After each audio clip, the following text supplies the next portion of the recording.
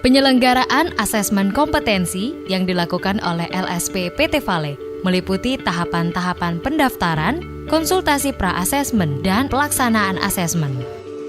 Pada tahap pendaftaran, pertama-tama karyawan yang hendak mengikuti asesmen atau disebut calon ACC meminta rekomendasi dari supervisor atau atasan di lokasi kerjanya. Rekomendasi tersebut kemudian diajukan melalui tempat uji kompetensi atau TUK LSP PT Vale di area kerja atau departemen di mana calon ACC tersebut bekerja. Langkah selanjutnya adalah ACC menerima penjelasan mengenai syarat pendaftaran, antara lain formulir APL 01, formulir APL 02, dan standar kompetensi yang diperoleh dari TUK. Formulir APL 01 adalah formulir yang berisi data pribadi calon ACC. Formulir APL 02 adalah formulir asesmen mandiri, sedangkan standar kompetensi adalah dokumen standar kompetensi dari unit kompetensi terkait. Pada formulir asesmen mandiri, calon ACC diminta untuk menilai secara mandiri kemampuan dirinya terhadap elemen-elemen dari unit kompetensi yang berpedoman kepada standar kompetensi baik SKKNI atau standar kompetensi khusus PT Vale, serta menyediakan bukti pendukung yang menguatkan kompetensinya pada elemen tersebut. Langkah selanjutnya, calon ACC menyetorkan syarat pendaftaran, yakni formulir APL 01 dan APL 02 yang telah diisi, beserta lampiran bukti kompetensi ke kantor LSP PT Vale. Petugas LSP PT Vale akan menerima dan memeriksa kelengkapan serta kelayakan berkas pendaftaran. Calon ACC kemudian akan mendapatkan jadwal, lokasi, dan nama asesor untuk tahap selanjutnya, yakni konsultasi pra-asesmen. Pada hari dan lokasi yang telah ditetapkan, calon ACC menemui asesor untuk mengikuti konsultasi pra-asesmen. Pelaksanaan konsultasi pra-asesmen oleh asesor mengacu pada formulasi instruksi kerja konsultasi pra-asesmen atau IKAC 02. Asesor membuka konsultasi pra-asesmen dengan memberikan salam dan perkenalan, menempatkan ACC dalam kondisi yang kondusif, lalu menjelaskan dan mendiskusikan tujuan konsultasi pra-asesmen. Jadi pra-asesmen ini adalah untuk mempersiapkan Saudari Nirwati sebelum melakukan asesmen nantinya, mengkonfirmasi data-datanya dan mengecek segala sesuatu yang diperlukan dan melakukan persetujuan asesmen nantinya.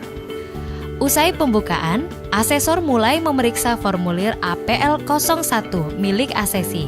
Asesor menyesuaikan isi formulir tersebut dengan bukti-bukti yang dilampirkan untuk menilai apakah bukti-bukti tersebut telah relevan dan memenuhi kriteria valid, asli, terkini, dan memadai.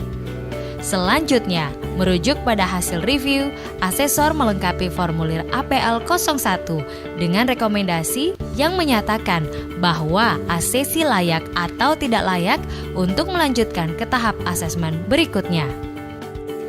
Formulir asesmen mandiri atau APL 02 yang telah diisi oleh ACC dan berkas lampiran bukti tidak langsung dicocokkan kesesuaiannya dengan bukti-bukti yang relevan dari pelatihan dan pekerjaan serta memenuhi kriteria bukti sesuai persyaratan, yaitu valid, asli, terkini, dan memadai. Merujuk hasil review formulir ini, asesor melengkapi formulir APL 02 dengan rekomendasi layak atau tidaknya ACC melanjutkan ke tahap asesmen berikutnya. Dari bukti-bukti pendukung yang dilampirkan, saya merekomendasikan saudari untuk asesmen lanjutnya. Pada tahapan selanjutnya, asesor menjelaskan proses asesmen sesuai dengan unit kompetensi yang akan diujikan yang berpedoman kepada standar kompetensi baik SKKNI atau standar kompetensi khusus PT Vale, dan juga menjelaskan form POA 01.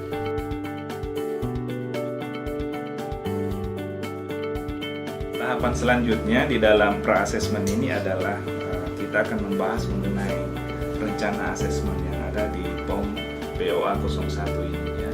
Hal pertama yang dijelaskan oleh asesor pada asesi adalah pendekatan asesmen yang terdiri dari tujuan asesmen, konteks asesmen, jalur dan pendekatan asesmen, strategi asesmen, dan acuan pembandingnya.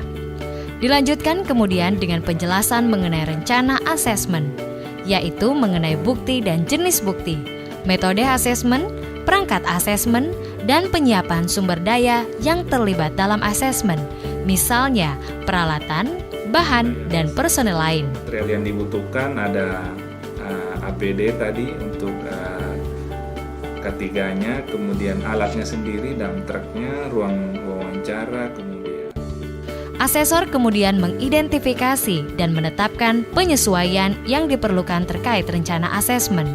Misalnya, karakteristik asesi dan penyesuaian yang diperlukan, kebutuhan spesifik perusahaan dan penyesuaian yang diperlukan, dan pemenuhan prinsip asesmen atau VRFF, serta aturan bukti valid, terkini, asli, dan memadai. Menginjak langkah berikutnya, asesor menjelaskan pengorganisasian asesmen, yaitu pengaturan sumber daya asesmen, pengaturan dukungan spesialis, pengaturan personil, dan rekaman serta laporan. Disusul kemudian penjelasan mengenai hal-hal yang terkait dengan tata tertib asesmen, aturan-aturan perusahaan, serta keselamatan kerja di tempat uji kompetensi. Namanya formulir banding asesmen. Nantinya bisa Anda gunakan jika nantinya Anda merasa hasil yang saya berikan tidak sesuai dengan kompetensi yang Anda miliki. Informasi terakhir yang disampaikan adalah konfirmasi jadwal asesmen dan tempat uji kompetensi. Setelah itu, asesor dan asesi menandatangani rencana asesmen atau form POA 01 dan formulir persetujuan asesmen. Asesor kemudian menutup konsultasi pra-asesmen dan memberikan salam.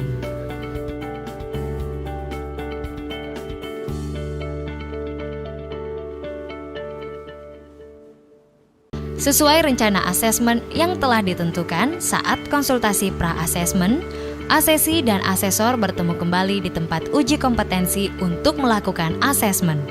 Pelaksanaan asesmen oleh asesor mengacu pada panduan yang ada pada formulir instruksi kerja pelaksanaan asesmen IKAC 05. Pengumpulan bukti-bukti asesmen antara lain dilakukan dengan metode berikut ini. Pertama, asesmen mandiri. Kedua, interview. Ketiga, observasi demonstrasi. Keempat, portofolio.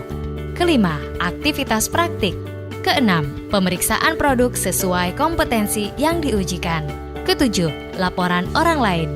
Metode lain yang lazim dipakai antara lain metode proyek, jurnal, studi kasus, simulasi, bermain peran, jawaban singkat, pilihan berganda, dan sebagainya. Saat membuka asesmen, asesor melakukan konfirmasi mengenai kesiapan asesi untuk menjalani asesmen. Selanjutnya, asesor mengkonfirmasi kembali detail rencana asesmen yang telah disepakati sebelumnya kepada asesi. Disusul kemudian pengumpulan bukti berkualitas terkait asesmen. Sebagai contoh, saat asesmen pada unit kompetensi pengoperasian dump truck Cat 777, asesi akan diuji menggunakan metode observasi demonstrasi, metode wawancara, dan metode tes tertulis. Dalam melakukan metode observasi demonstrasi, asesor yang didampingi oleh safety officer di tempat uji kompetensi terkait memberikan dan menjelaskan lembar instruksi tugas praktik atau formulir FRPA 04B kepada asesi. Setelah itu, asesor mempersilahkan asesi untuk mulai mendemonstrasikan kompetensi yang terkait tugasnya. Dalam unit kompetensi mengoperasikan dump truck Cat 777, daftar tugas asesi yang diobservasi oleh asesor terdiri dari penyiapan dan pemakaian alat pelindung diri atau APD, pemeriksaan komponen-komponen serta peralatan dump truck, pengisian checklist harian pemeriksaan alat, dan pengaturan posisi tempat duduk pengemudi. Selanjutnya, observasi mencakup juga cara ACC mengoperasikan dump truck, mulai dari menghidupkan mesin, mengoperasikan sampai memarkir kendaraannya, juga bagaimana ACC menjaga kebersihan unit dump truck tersebut. Sementara ACC menjalankan langkah-langkah yang tadi, asesor memperhatikan sambil mengisi kolom pencapaian dari instruksi-instruksi yang ada sesuai dengan poin observasi yang ada pada formulir FRPA 04A. Tahapan pengumpulan bukti melalui metode observasi dan demonstrasi diakhiri dengan penandatanganan formulir FRPA 04A oleh asesor dan ACC. Pelaksanaan metode selanjutnya yaitu metode tes tertulis dan wawancara yang dilaksanakan di ruangan tertutup di tempat uji kompetensi. Kita akan masuk ke sesi selanjutnya yaitu tes tertulis. Tes tertulis dilakukan dengan memberikan beberapa soal terkait unit kompetensi yang diujikan. Waktu pengerjaan tes tertulis sekitar 45 menit. Setelah tahapan tes tertulis dilewati, ACC kemudian menjalani tes wawancara langsung, di mana asesor memberikan sejumlah pertanyaan menyangkut kompetensi ACC sesuai yang tertera pada formulir FRPA 08. Setelah semua tahapan asesmen diselesaikan, asesor akan mempersilahkan ACC untuk beristirahat dan bersiap untuk tahapan selanjutnya. Pada tahap ini, asesor menyusun penilaian dan memutuskan apakah ACC sudah memenuhi kriteria kompeten, belum kompeten, atau penilaian lanjut pada setiap kriteria unjuk kerja dengan berpedoman pada kriteria bukti-bukti valid, asli, terkini, dan memadai dalam formulir ASC 01. Setelah itu, asesor akan memanggil kembali ACC ke ruangan untuk menerima penilaian terkait proses asesmen. Pada tahap ini, asesor memberikan umpan balik kepada ACC terkait pencapaian dan kesenjangan unjuk kerjanya, beserta saran tindak lanjut hasil asesmen. Setelah itu, asesor akan mempersilahkan ACC memberikan umpan balik dalam bentuk jawaban atas pertanyaan-pertanyaan kuesioner yang ada pada kolom umpan balik ACC dalam formulir ASC 02. Selanjutnya, asesor mengisi kolom catatan pelaksanaan asesmen. Setelah tahapan ini dilakukan, asesor membuka kembali form ASC 01 untuk menjelaskan dan menandatangani hasil keputusan asesmen beserta rekomendasi tindak lanjut. Setelah itu mempersilahkan ACC untuk menandatangani formulir tersebut. Untuk mengakhiri proses asesmen, asesor menutup asesmen dan bersalaman dengan ACC. Baik, saya ucapkan selamat atas capaian unjuk kerjanya dan semoga dipertahankan prestasi. Terima kasih banyak Pak. Setelah semua tahapan asesmen selesai, asesor mengisi formulir ASC 03 mengenai peninjauan ulang terhadap proses asesmen yang kemudian akan dicatat dan dilaporkan kepada LSP PT Vale.